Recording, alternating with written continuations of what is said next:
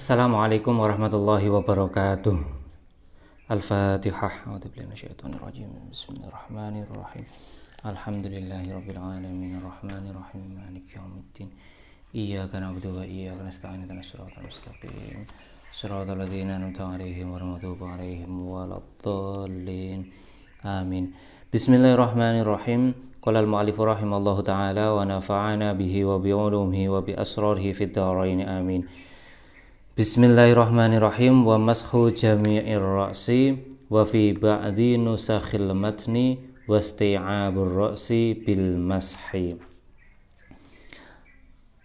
Membahas tentang beberapa kesunahan wudhu, itu diantaranya adalah mengusap semua kepala. Berarti kepala diusap secara keseluruhan, itu merupakan kesunahan daripada wudhu. Kemudian dalam beberapa redaksi di dalam kitab ini, itu yang pertama itu redaksinya adalah mashu jami'ir ra'si.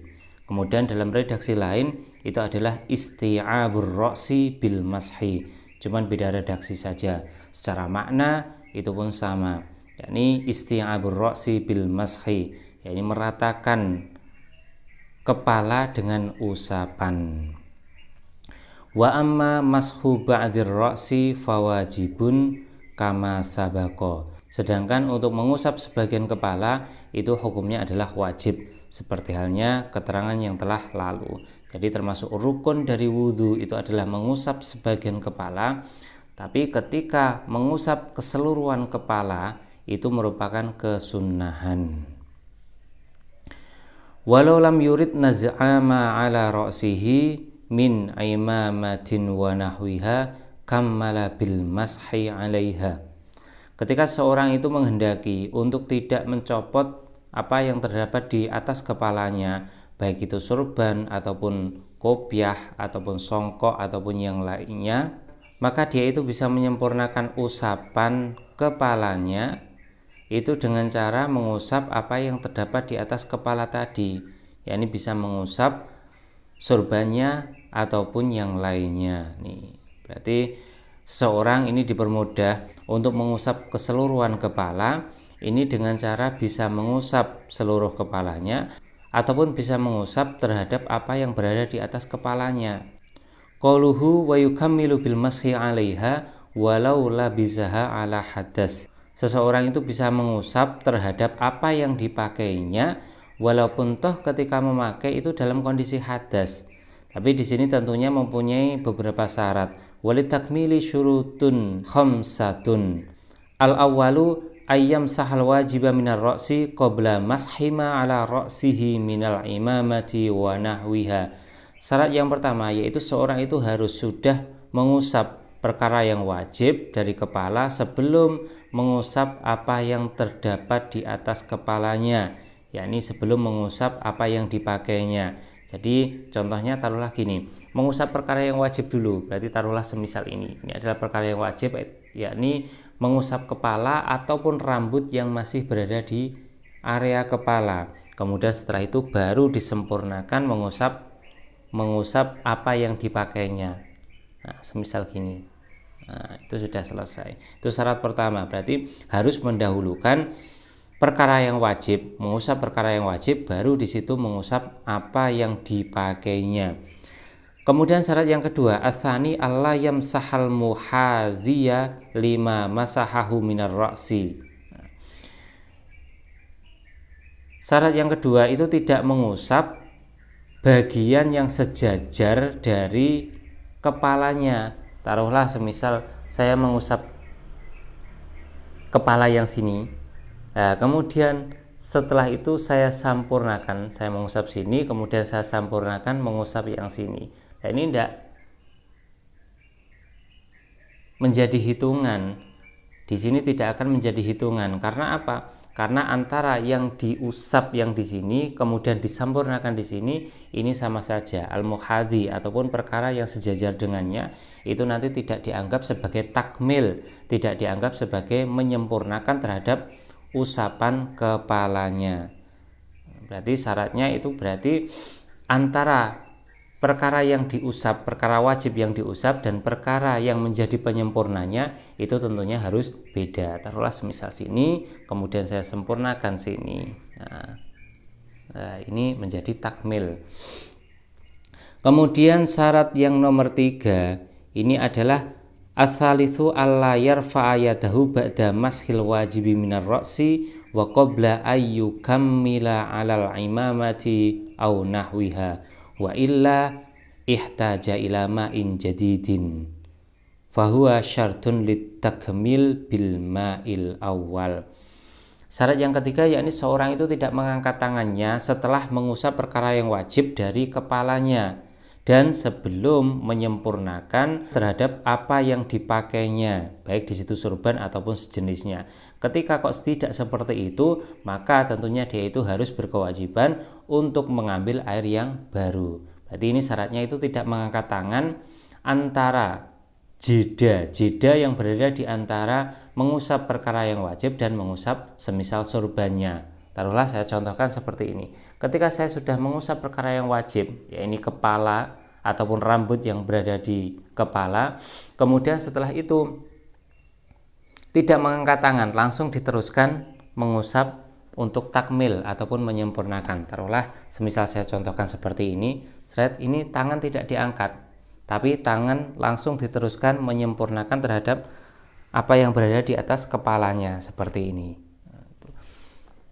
Tapi ketika kok tangan sudah diangkat, semisal saya mengusap perkara wajib, kemudian tangan ini saya angkat, maka untuk syarat takmil ataupun menyempurnakan, ini saya harus mengambil air yang baru disempurnakan. Berarti supaya tidak terlalu banyak menggunakan air, maka di sini syaratnya itu antara basuhan yang wajib dengan takmil, yaitu menyempurnakan basuhan ini, menyempurnakan usapan, saya ulangi, berarti syarat takmil yakni antara usapan yang wajib dengan usapan untuk takmil menyempurnakan, ini tidak dipisah dengan angkatan tangan. Tapi ketika di situ dipisah dengan angkatan tangan, maka tentunya syarat untuk takmil yaitu menyempurnakan usapan itu harus dengan menggunakan air yang baru. Kemudian syarat selanjutnya yaitu ar-rabi'u alla yakuna asiyan lil labsi lidatihi bi alla yakuna asiyan bihi aslan au asiyan bihi la lidatihi ka angkana ghasiban laha fayukammilu bil mashi fi hataini surataini.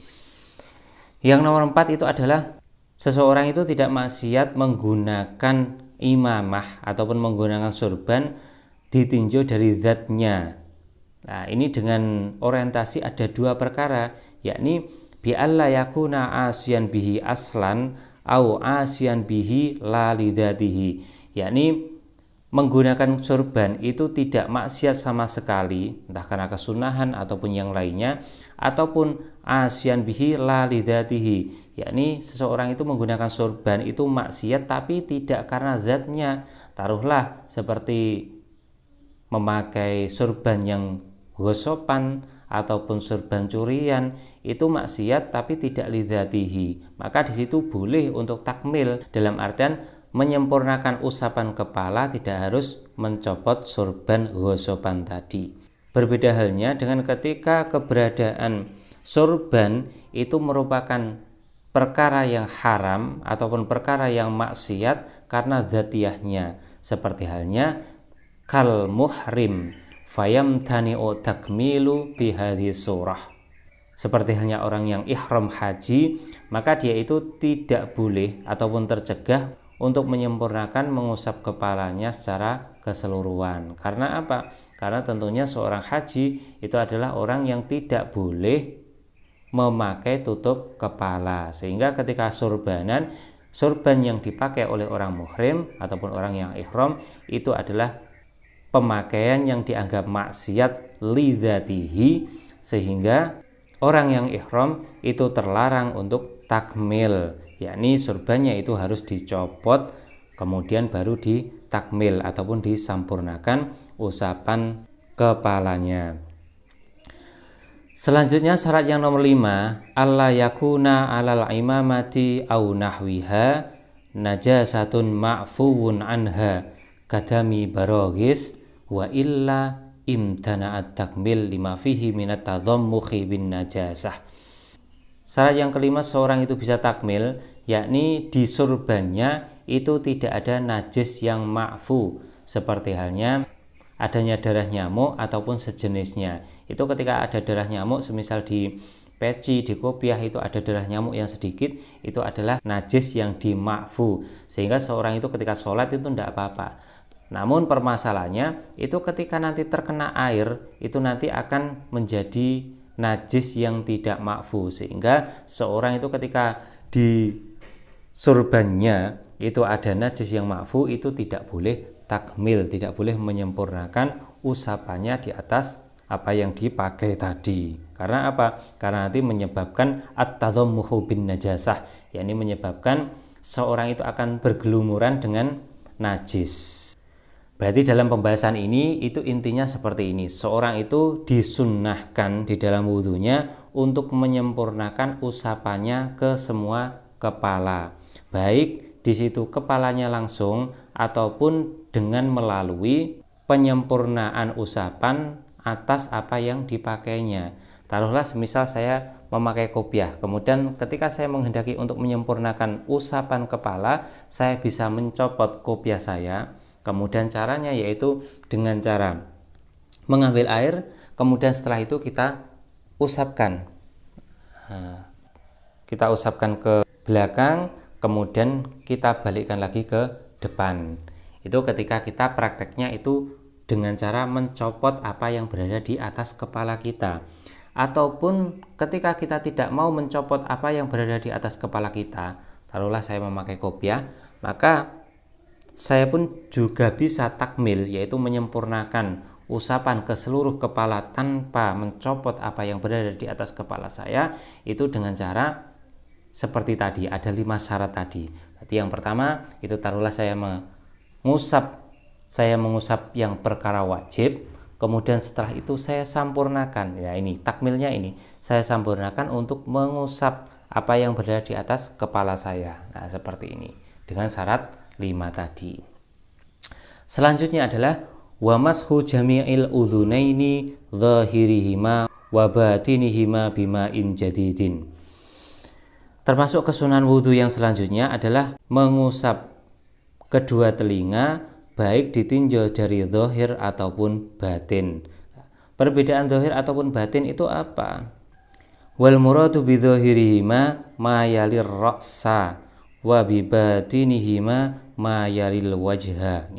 Yang dikehendaki dengan zahir itu adalah area yang berhadapan dengan kepala. Berarti ini adalah zahir. Nah, bagian area sini ini adalah zahir.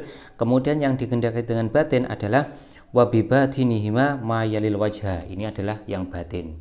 Ini area batin. Kemudian yang sini ini adalah area zahir. Nah, ini diusap secara keseluruhan, baik zahir ataupun batin, yakni dengan bima in jadidin, dengan menggunakan air yang baru.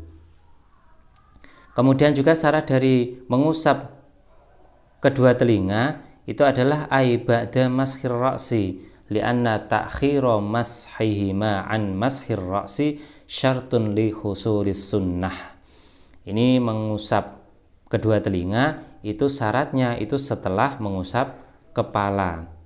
Karena apa? Karena mengakhirkan mengusap kedua telinga dari mengusap kepala itu merupakan syarat atas hasilnya kesunahan mengusap telinga. Falau masahahuma qabla mashir ra'si lam tahsul as-sunnah. Ketika seorang itu mengusap telinga sebelum mengusap kepala, maka usapan tersebut itu tidak menghasilkan kesunahan wudhu. Dan mengusapnya itu dengan bima in jadidin, dengan menggunakan air yang baru, ay liyahsulal akmal wa illa fa aslus sunnati yahsulu bi balalir ra'si. Nah, ini dengan air baru itu dengan alasan supaya menghasilkan kesempurnaan. Namun ketika tidak menghendaki kesempurnaan, itu sebenarnya kesunahan mengusap telinga itu bisa dengan menggunakan air yang tidak baru. Dalam artian semisal taruhlah gini, kita mengambil air, kemudian di sini digunakan, taruhlah yang sini itu digunakan untuk mengusap kepala. Nah, seperti ini.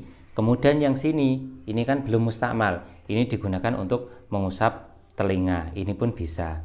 Tapi ketika menghendaki kesempurnaan, maka di situ menggunakan air yang baru. Karena prakteknya di dalam mengusap kedua telinga itu nanti ada kaifiyahnya. Seperti halnya keterangan nanti. Ai ghairi balalir ra'si. Maksudnya di sini bukanlah air tetesan dari kepala. Nah, ini merupakan tafsir bagi al-ma' al-jadid. Tafsirun lil ma'il jadid. Wala yushtaratu at-tartib fi akhdhil ma' limashir ra'si wa mashil udhunaini. Falau balla asabi'ahu wa masaha ra'sahu bi ba'diha wa masaha udhunaihi bi baqiha kafa. Ini di dalam mengusap kedua telinga dan kepala ini tidak disyaratkan tartib, sehingga kok semisal seorang itu mengambil air kemudian yang separuh ini untuk mengusap kepala, kemudian separuhnya lagi ini untuk mengusap telinga, maka di situ dicukupkan ataupun dianggap sudah menghasilkan kesunahan. Ini dari tinjauan mengambil airnya. Tapi dari tinjauan mengusap antara kepala dan mengusap telinga, ini harus didahulukan mengusap kepalanya daripada telinganya. Wasunnatu fi kaifiyati mashihima. Nah, ini kesunahan ataupun tata cara untuk mengusap telinga itu bagaimana? Yani ayyudkhila musabbahataihi fi simakhaihi wa yudirahuma 'alal ma'atifi wa yumirra ibhamaihi 'ala dhuhurihima thumma yulsiqa kaffaihi wa huma mablulatani bil udhunaini istidharon. Ini tata cara untuk mengusap kedua telinga. Yang pertama, kita ambil air. Setelah kita ambil air, ini jari telunjuk ini dimasukkan di lubang telinga. Ayyudkhila musabbahaiti fi simakhaihi. Ini jari telunjuk ini dimasukkan di lubang telinganya. Kemudian wa yudirahuma 'alal ma'atifi. Nah, ini kemudian di sini diputar-putar di sela-selanya telinga yang dalam ini. Nah, ini sela-sela ini diputar-putar ini. Berarti di sini jari telunjuk ini digunakan untuk membersihkan area dalam. Selanjutnya setelah itu wa yumirra ibhamaihi 'ala dhuhurihima. Kemudian ibu jari ini diputar untuk membersihkan area belakang telinga ini. Gini. Seperti ini. Kemudian setelah itu summa yulsiqa kaffaihi wa huma mablulataini bil udhunaini.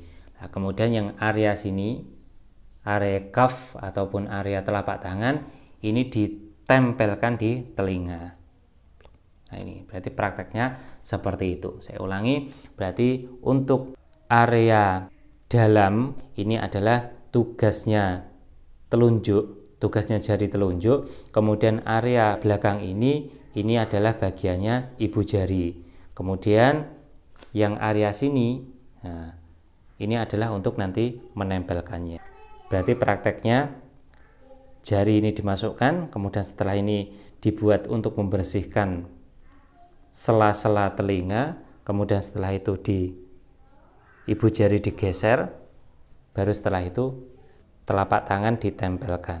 Nah, istidharon dalam artian aitolaban lidzuhurit ta'mim, dengan tujuan supaya air itu benar-benar rata ke semua area telinga. Qauluhu wa takhlilul lihyatil kathati ila huna wallahu ta'ala a'lamu bissawab. Al-Fatihah. A'udzubillahi minasyaitonir rajim. Bismillahirrahmanirrahim. Alhamdulillahirabbil alamin arrahmanir rahim maliki yaumiddin. Iyyaka na'budu wa iyyaka nasta'in ihdinas siratal mustaqim siratal ladzina an'amta 'alaihim ghairil maghdubi 'alaihim waladdallin. Amin. Assalamualaikum warahmatullahi wabarakatuh.